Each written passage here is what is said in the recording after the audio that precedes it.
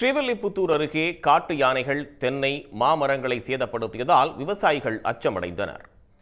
விருதுநகர் மாவட்டம் ஸ்ரீவில்லிபுத்தூர் அருகே உள்ள புதுப்பட்டி மூலக்காடு பகுதியில் 1000க்கும் மேற்பட்ட ஏக்கரில் விவசாயிகள் தென்னை சாகுபடி செய்து வருகின்றனர். மேற்கு தொடர்ச்சி மலைப்பகுதியிலிருந்து தண்ணீர் தேடி வரும் மான்கள், யானைகள், காட்டு மாடுகள், காட்டு பன்றிகள் விளைநிலங்களுக்குள் புகுந்து சேதப்படுத்துவது வாடிக்கையாகி வருகிறது. இந்நிலையில் ரமா என்பவருக்கு சொந்தமான மாந்தோப்பிற்கு நுழைந்த 2 காட்டு யானைகள் 20க்கும் மேற்பட்ட மாமரங்களையும் 10க்கும் மேற்பட்ட தென்னை மரங்களையும் முற்றிலுமாக சேதப்படுத்தியுள்ளன. யானை தொந்தரவு ரொம்ப எங்களுக்கு மன கஷ்டத்தையும் சேதத்தையும் கொடுத்துருக்குது. 60-70,000 ரூபாய் சேதம். பைப்பெல்லாம் உடஞ்சி போச்சு. மாங்காய் கோடைக்காய் காய்ச்சிருந்துச்சு.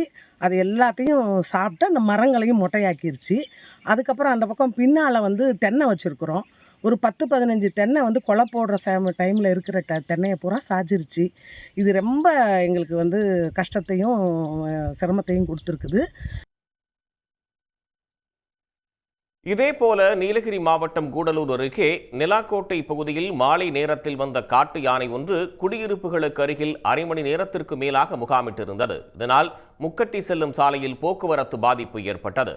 இதனையடுத்து வனத்துறையினர் காட்டு யானையை அடர்ந்த வனப்பகுதிக்குள் விரட்டும் பணியில் ஈடுபட்டனர். இப்பகுதியில் காட்டு யானைகளின் நடமாட்டம் அதிகரித்து வருவதால் மக்கள் அச்சமடைந்துள்ளனர். உடனுக்குடன் செய்திகளை தெரிந்து கொள்ள சன் நியூஸ் பெல் ஐகானை கிளிக் பண்ணுங்க.